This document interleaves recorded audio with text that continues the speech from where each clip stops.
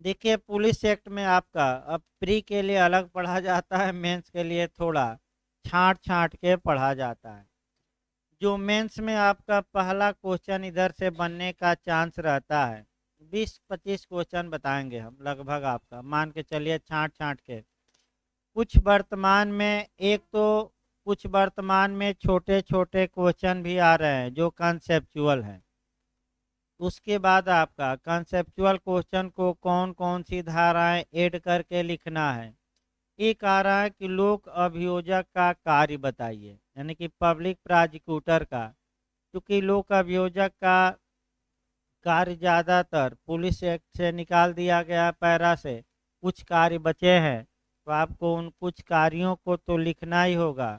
और सीआरपीसी में थोड़ा बहुत जो कार्य है आप कोरिलेट करके सीआरपीसी लिख दीजिएगा। जैसे मालखाने का निरीक्षण, जितने पुलिस वाले न्यायालय में हैं वह न्यायालय में लोक अभियोजक के क्या रहेंगे, सरकारी वकील के अंडर में रहेंगे। मालखाने का निरीक्षण करेगा लोक अभियोजक, और क्या क्या काम है, तो ये आपका पुलिस पैरा से कवर होगा। और कुछ बातें कर्तव्य आपको कहाँ से लिखना पड़ेगा, सीआरपीसी।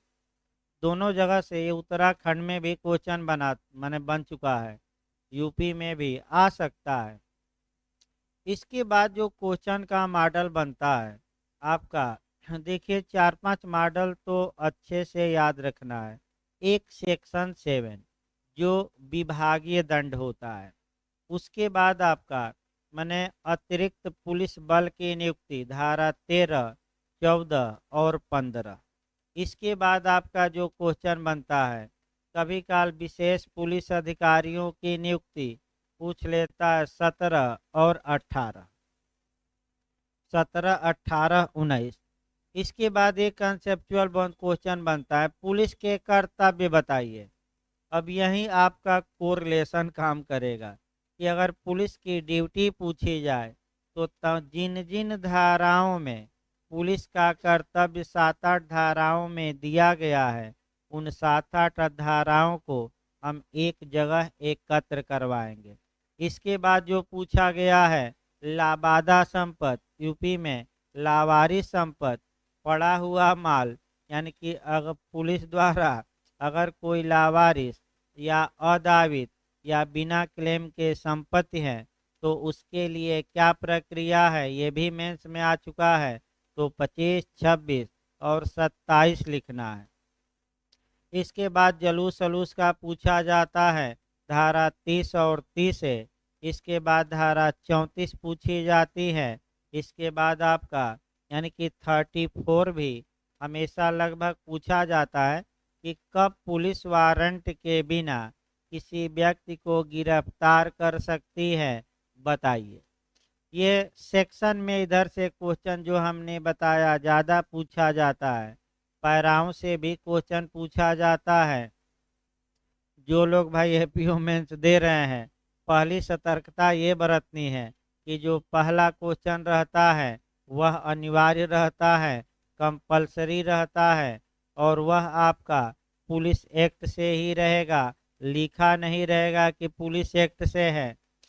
देखिए, क्वेश्चन आपका माने जो पहला आता है वह पुलिस एक्ट से रहता है, और ऐसा दे देगा कि वही क्वेश्चन आपका सीआरपीसी में भी मिलता है, और वही क्वेश्चन आपका पुलिस एक्ट में भी।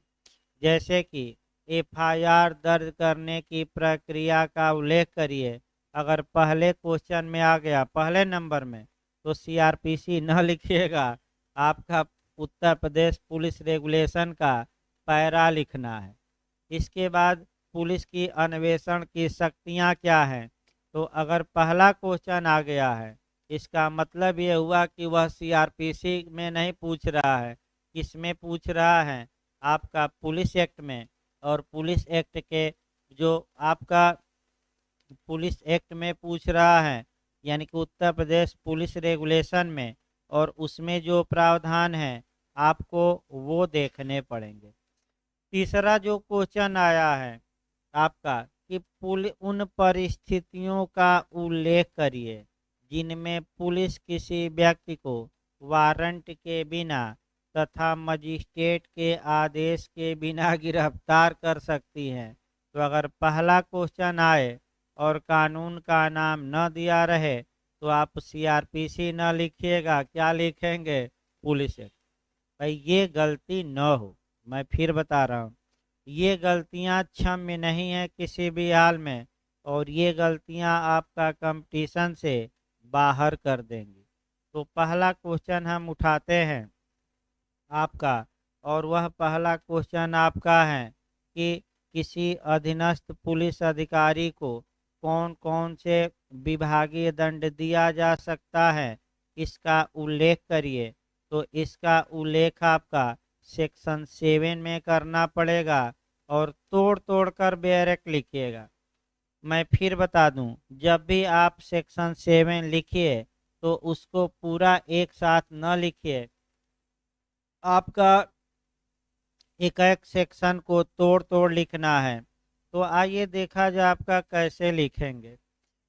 पुलिस अधिनियम 1861 की धारा 7 में अधीनस्थ पुलिस अधिकारियों को किन विभागीय दंडों से दंडित किया जा सकता है, इसके बारे में प्रोविजन या प्रावधान किया गया है, जिसके विभिन्न पहलू निम्नलिखित हैं। भूमिका एक लाइन बनाइएगा, 2 लाइन। आपका हूबहू बैरक लिखना थोड़ा मुश्किल रहेगा। सबसे अच्छा तरीका यह है कि डायरेक्ट बैरक को क्या करिए, तोड़ दीजिए, और हेडिंग देते हुए, पॉइंट देते हुए आप लिखना शुरू कर दीजिए।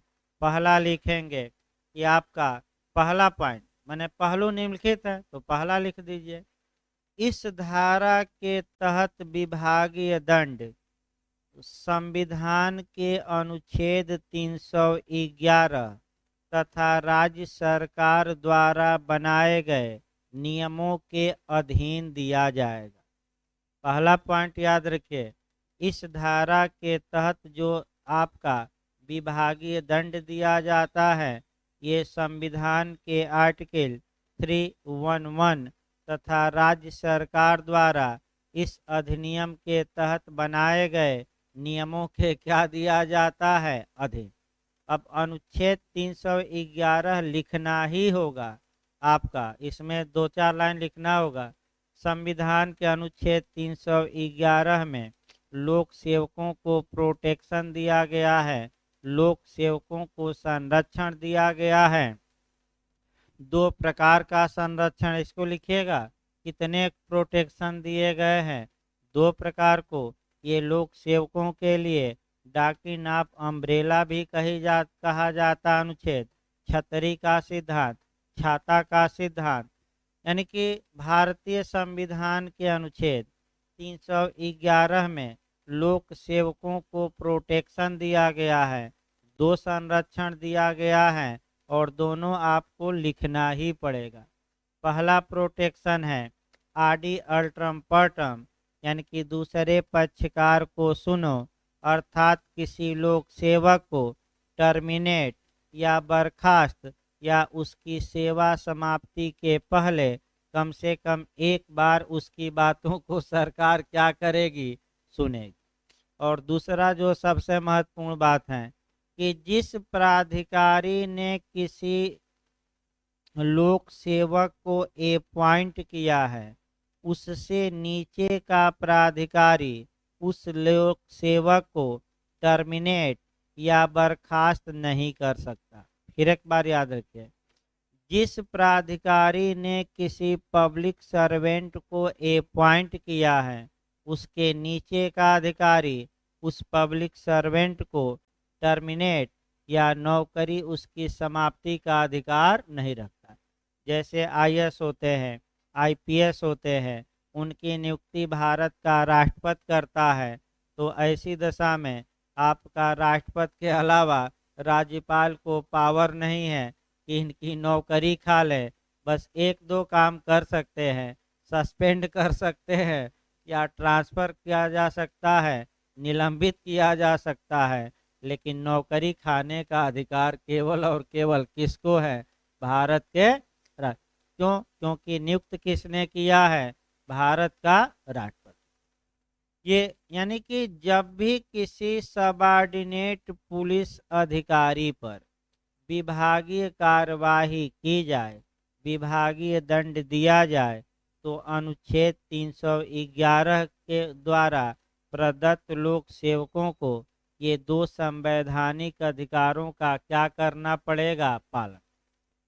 लेकिन लेकिन भी लगा देना है, यह विधि का पूर्ण नियम नहीं है।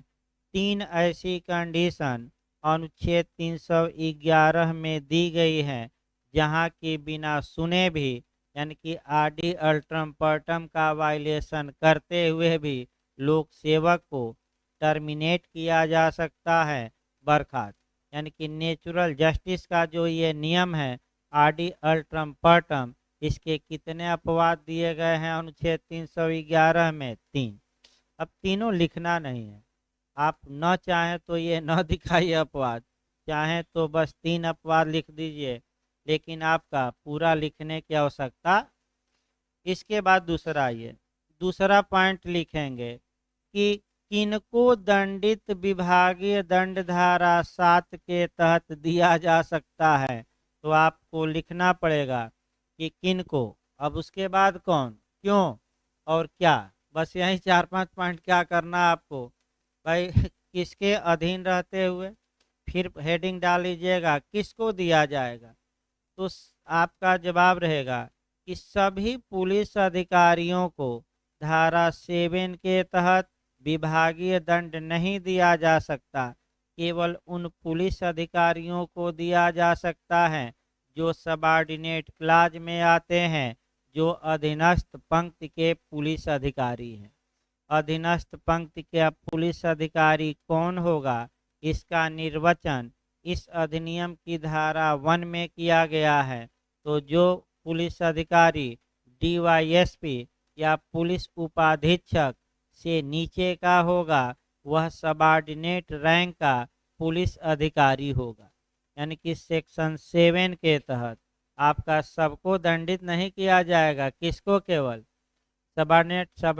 सबऑर्डिनेट की परिभाषा कहाँ दी गई है? से 1 में। किसे माना जाएगा सबऑर्डिनेट?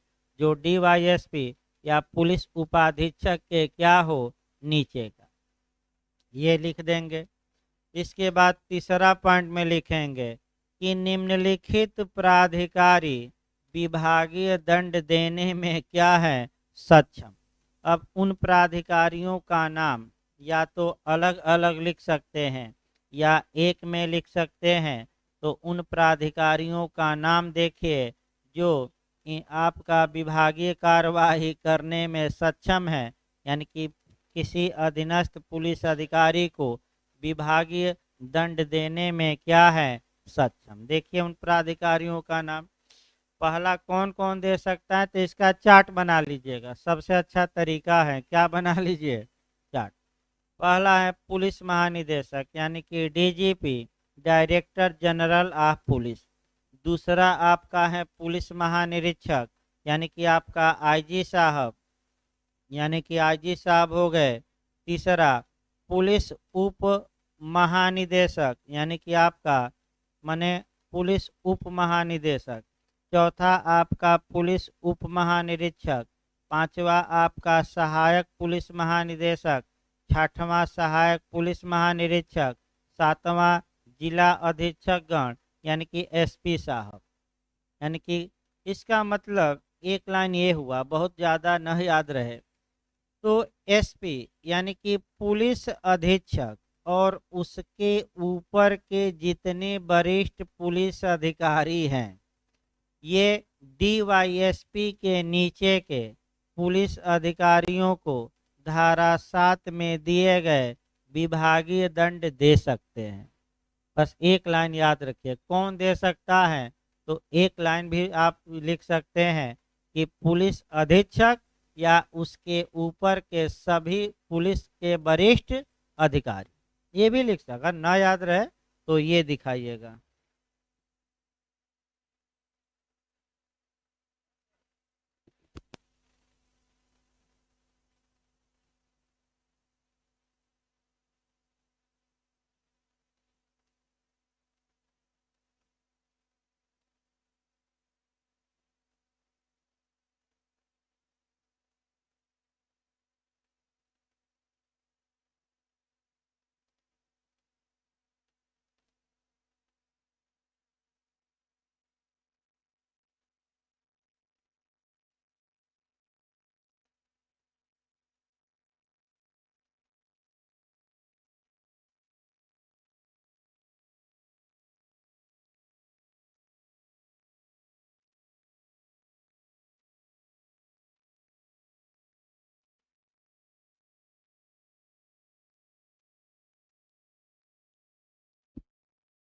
देखिए अगला पॉइंट आपका मैंने कौन दंड देगा, किसको देगा।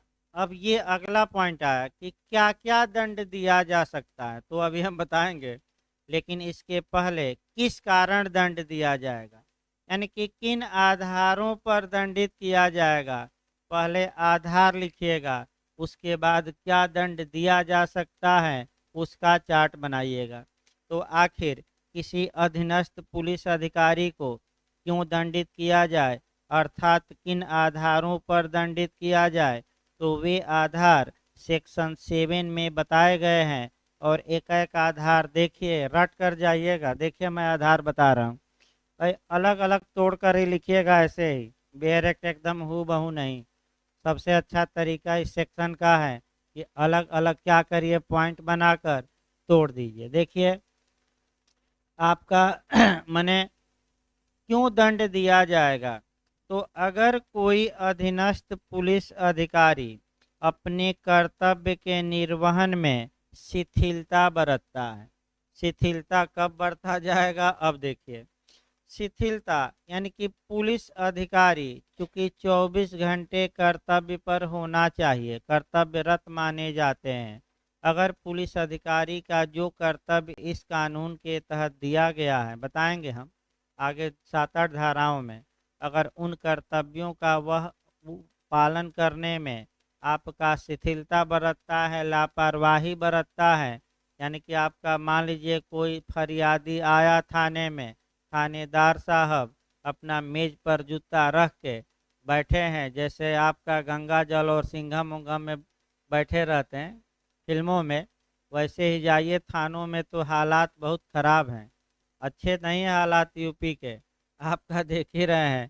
थाने में रात में जाइए तो बैठे रहेंगे और पहला निकलेगा गाली से ही, यानी कि 2-4 अच्छी अच्छी अपनी भाषा में सुनाएंगे और सुनाकर पूछेंगे क्यों आ गए हो नींद में डिस्टर्ब करने, सुबह आकर एफआईआर नहीं दर्ज करा सकते। यानी कि आदमी मर रहा है तो तत्काल उपचार आवश्यक है, और आप कहिए कि सुबह हम उपचार देंगे, तब तक तो बहुत बड़ी क्या हो जाएगा नुकसान। तो सुप्रीम कोर्ट ने भी तो कहा परमानंद कटारा के केस में कि पहले उपचार तत्काल करिए, पुलिस कार्यवाही बाद में। तो अगर कोई अधीनस्थ पुलिस अधिकारी अपने कर्तव्य में लापरवाही या शिथिलता बरतता है, तब सेक्शन 7 के तहत उसे क्या किया जा सकता है, विभागीय दंड। दूसरा, कर्तव्य के निर्वहन में उपेक्षा बरतना, यानी कि उपेक्षा का मतलब कि अधिकारी आदेश पर आदेश दे रहे हैं और आदेश को तख्ते पर रख दे रहा है, मनमानी कर रहा है। एसपी का आदेश गया कि ये करो, एफआईआर लिखो, और दरोगा जी अपने 56 इंची सीना दिखाकर एफआईआर लिख ही नहीं रहे हैं। यानी कि उपेक्षा न बरतिए, सक्रिय रहिए। नहीं बरतेंगे तो क्या करेंगे ये वरिष्ठ अधिकारी, विभागीय जांच करने के बाद आपको क्या करेंगे, दंड दंड भी दे सकते हैं। संबंधित पद हेतु अनुपयुक्त होना, यानी कि जिस पद पर हो उस पद के लिए वह क्या हो गया है, अनुपयुक्त। यानी कि मेमोरी ही लॉस हो गई है, उसे समझ में ही अब नहीं आता। दरोगा जी तो बन गया है लेकिन पागल हो गया या दिव्यांग हो गया, जो भी हो, जो दिव्यांग पर विवाद भी चल रहा है। आपका आँख से कम दिखाई दे रहा है, गोली चलाना होगा तो मारेंगे अभियुक्तों को तो अन्य को भी लग सकता है, तो पद के अनुपयुक्त हो गए हैं, तो जाकर क्लर्की करिए या जाकर आप घर पर बीआरएस ले लीजिए और आराम से बैठकर क्या लीजिए, पैसा भाई पेंशन पाइए पुराने हैं तो।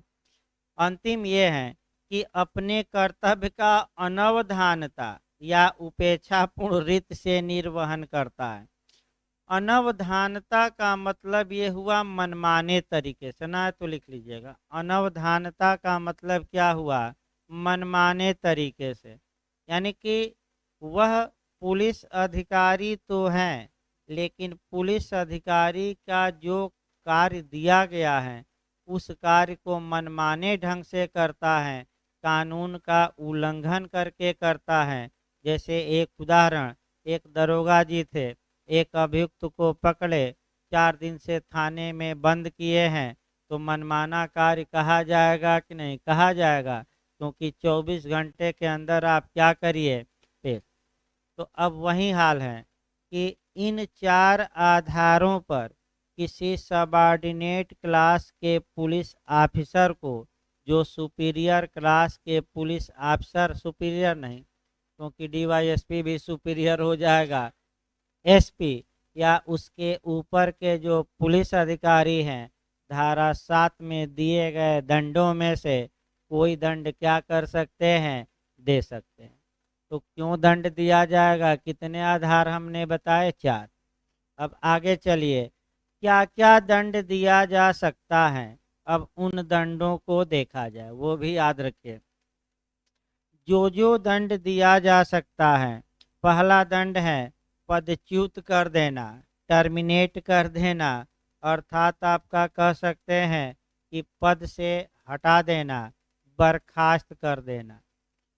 तो ऐसे अधीनस्थ पुलिस अधिकारियों को उनके पद से टर्मिनेट या बर्खास्त तक किया जा सकता है। और जब एक बार बर्खास्त हो गए तो आप किसी भी नौकरी के योग्य नहीं होंगे, यानी कि अब लायक नहीं, क्या हो जाएंगे, नालायक। चुनाव लड़ने के भी योग्य नहीं 5 साल तक। मैं बता दूं, अभी उदाहरण मैं बता रहा हूं। एक सेना का आपका कर्मचारी था और आपका सोशल मीडिया पर दिखाया था कि देखिए सेना में यही जली रोटी पतली दाल मिलती हैं, पूरा वायरल हुआ वीडियो।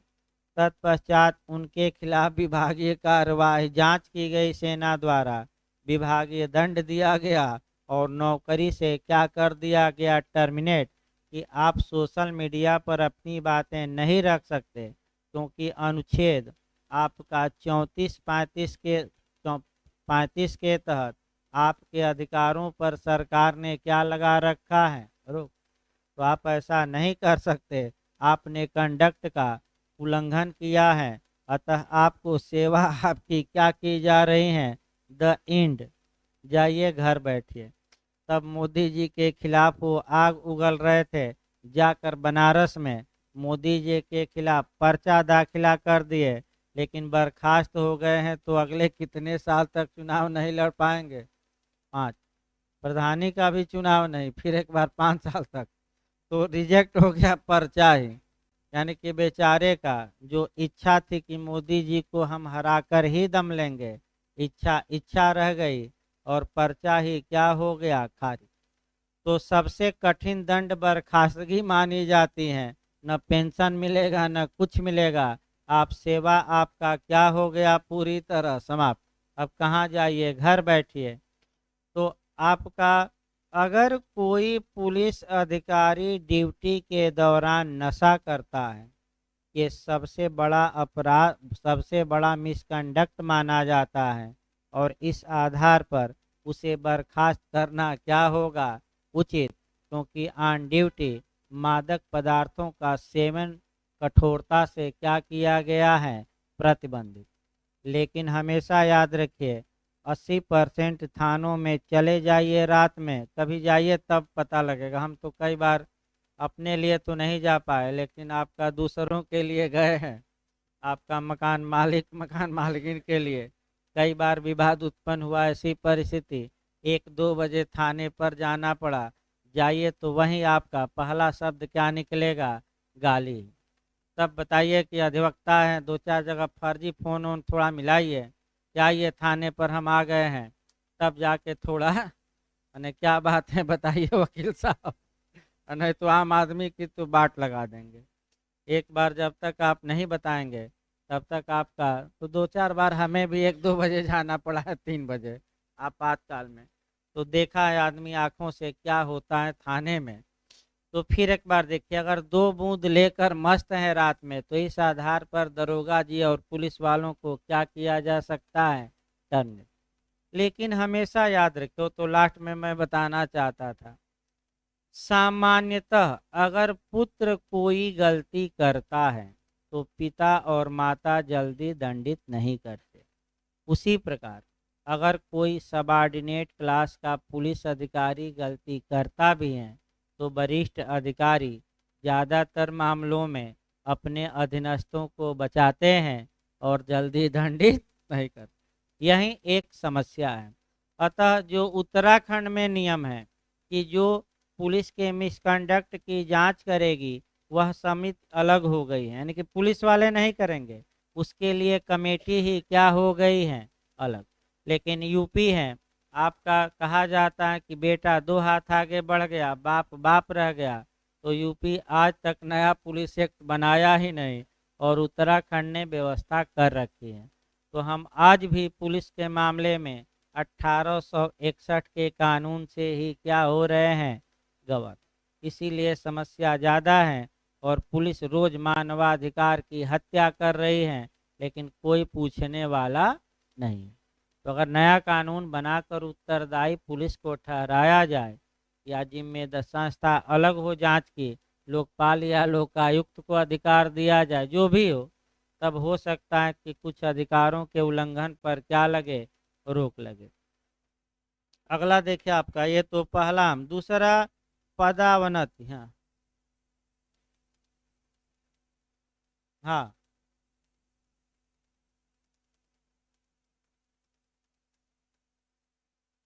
नहीं तो ऊपर का कर ही सकता है, डीआईजी नीचे होता है ना। नहीं, किसको आप पूछ रहे हैं? अगर डीआईजी ने किसी पुलिस वाले को अपॉइंट किया है तो डीआईजी या उसके ऊपर के पुलिस अधिकारी उसे टर्मिनेट कर सकते हैं। हाँ, नीचे के नहीं, डीआईजी के नीचे के नहीं। आपका एक केस भी मैं बताता हूँ, नवाब हुसैन का केस मैं बताता हूँ, सीपीसी की धारा 11 और रे जुडिकेटा में, और आपका हैबियस कार्पस में भी। तो वो तो अलग बात है। देखिए आपका फिर बैक हो जाए। दूसरा कौन सा दंड दिया जा सकता है? पदावनति, डिमोशन करना। डिमोशन का मतलब हुआ जिस पद पर वह है उससे कहाँ ला देना, नीचे। लेकिन इसका नियम भी है कि जिस पद पर वह पहली बार अपॉइंट हुआ था उस पद से नीचे नहीं लाया जा सकता, और डिमोशन की अवधि केवल और केवल 2 साल होती है। यानी कि जैसे कि कांस्टेबल में भर्ती हुआ, प्रमोशन पाकर दरोगा बन गया, मिसकंडक्ट कर दिया, तो वरिष्ठ अधिकारी उसे कहाँ तक ला सकते हैं, कांस्टेबल तक, लेकिन कितने साल तक, केवल 2 साल। तीसरा है निलंबित कर दे, सस्पेंड कर दे। तो सस्पेंड में व्यक्ति पुलिस बना रहता है, पुलिस बना रहता है, लेकिन जो कर्तव्य होते हैं उनको अधिकार छीन लिया जाता है कि काम नहीं कराया जाता। आराम से या तो घर बैठा रहो या पुलिस रिजर्व पुलिस लाइन में रहो, बैरक में आराम से पड़े रहो, कोई काम वाम करने की आवश्यकता नहीं। तो काम भी करा सकते हैं, क्या हो, परेड ग्राउंड में आपका बिखरे हुए हैं पत्थर, पत्थर क्या करो, उठाओ या खुरपा चलाओ, या ला देंगे 20 किलो का पीठ पर आपका पेठू जैसे, और चलो 4 चक्कर क्या करो, लगाओ। भाई ये भी अभी दंड बताया जाएगा। तो निलंबन आपका, निलंबन बर्खास्तगी नहीं होती, वह पुलिस बना रहता है, उन अधिकारियों के अधीन रहता है, लेकिन उसके कार्यों पर क्या लगा दी जाती हैं, उस समय के लिए रोक, अस्थायी नहीं होता। इसके बाद जो दंड दिया जा सकता है वह ये है कि 1 माह से अनधिक वेतन की किसी राशि का जुर्माना। इसका मतलब जितना वह वेतन पाता है 1 महीने के वेतन के बराबर उस पर क्या लगाया जा सकता है, फाइन। इसके बाद दंड स्वरूप व्यायाम करो, व्यायाम यानी कि आपका ड्रिल करो, अतिरिक्त पहरा दो, यानी कि 5 घंटा की 8 घंटा की ड्यूटी है तो 12 घंटा क्या करो, पहरा दो। बहुत लापरवाही किए हो, 15 दिन से अनधिक अतिश्रम कार्य सहित या रहित क्वार्टर परिरोध। तो क्वार्टर परिरोध अधिकतम कितने दिन तक किया जा सकता है, 15 दिन तक। क्वार्टर कोई और ना समझ लीजिएगा, चाय में भी क्वार्टर होता है, 2 बूंद में भी क्वार्टर होता है, चावल में, रोटी में। तो क्वार्टर का मतलब क्या हुआ आधा की पूरा मौर्य जी की एक चौथाई की एक पांचवा भाग। हाँ देखिए एकदम लग रहा है कि लिए महुआ वाली कहाँ मिल गई महुआ वाली। चलिए, चार क्वार्टर क्वार्टर किए हैं कि नहीं। अब 5 लोग थे, कैसे क्वार्टर कराया जाए, क्योंकि 4 अभियुक्त रहते तब क्वार्टर क्वार्टर हो जाता। तो क्वार्टर बड़ी खतरनाक होता है। यहाँ क्वार्टर परिरोध 15 दिन का मतलब ये हुआ कि रिजर्व पुलिस लाइन में आप 15 दिन तक रहिए, और वहीं आप रहिए, या तो श्रम करिए या बिना श्रम के पड़े रहिए, मोबाइल देखते रहिए, टीवी ओवी लगी रहती हैं, या तो श्रम सहित या रहित। तो श्रम सहित है तो वहीं जो आपका परेड ग्राउंड होता है पुलिस लाइन में, जहां रंगरूटों को, नए खिलाड़ियों को ट्रेनिंग दी जाती है, हुआ कि घास छीलो या खुरपी चलाओ, ये सब जितने हैं आकड़ उकड़ क्या करो, साफ करो। आपका मैंने ये सब कहा जा सकता है कि करो, यहीं बहुत बदमाशी किए हो। अगला देखिए, आपका सदाचरण वेतन से वंचित करना। तो गुड माने कंडक्ट के कारण जो तुम्हें वेतन मिलेगा, तुम बैड कंडक्ट किए हो तो उस आपका माने वेतन से तुम्हें क्या किया जा रहा है, वंचित। अगला है विशिष्ट या विशेष उपलब्धि के किसी पद से हटाना। यानी कि अगर कोई विशेष उपलब्धि का वह पद पा लिया है तो उससे भी उसे क्या किया जा सकता है, हटाया जा सकता है। और आपका कह सकते हैं ये प्रावधान है। इसके बाद केवल सेक्शन से काम नहीं चलेगा, मैं बता दूं आपका पैराओं को भी दो दो लाइन ही सही। देखिए इसीलिए मैं कह रहा हूँ कि सेक्शन आपका 1-1.5 पेज में समाहित करिए, और 1-1.5 पेज में क्या करना पड़ेगा आपको, पैरा। क्योंकि केवल सेक्शन नहीं, अब जो पैरा दंडों से जुड़े हैं, 3 दंडों से, आपका बर्खास्तगी से, निलंबन से और डिमोशन से कम उन 3-4 पैराओं को हर हाल में आपको क्या करना पड़ेगा, ऐड करना पड़ेगा। वैसे थोड़ा थोड़ा नियम मैं डिटेल में बताया हूँ, तो इसको कल बताया जाएगा। पैरा आपका हम लिखवा दे रहे हैं, पढ़ कर आइएगा। 481 पैरा है, फिर आपका 496 से लेकर 99 तक, और 496 से लेकर 99, 4-5 इसमें पैरा हम बताएंगे। 481, इसके बाद आपका 496 से लेकर 499 तक के पैराओं में आपका ये विभागीय दंड के बारे में रेगुलेशन में प्रावधान है। तो केवल सेक्शन 7 न लिखिएगा, तभी वाक्य, तभी क्वेश्चन पूर्ण होगा जब कहाँ से ऐड करेंगे 3-4 पैरा, आपका पैराओं से। तो कल आपका बताया जाएगा। मैंने कल इस पैरा को बता के, और अगला क्वेश्चन जो हम उठाएंगे आपका सेक्शन प्रमाण पत्र एक बता दिया जाए टिप्पणी के लिए, फिर त्याग पत्र, फिर आपका उसके बाद वही धारा 13 से आता है, 13, 14, 15, जो जो क्वेश्चन आते हैं इधर बता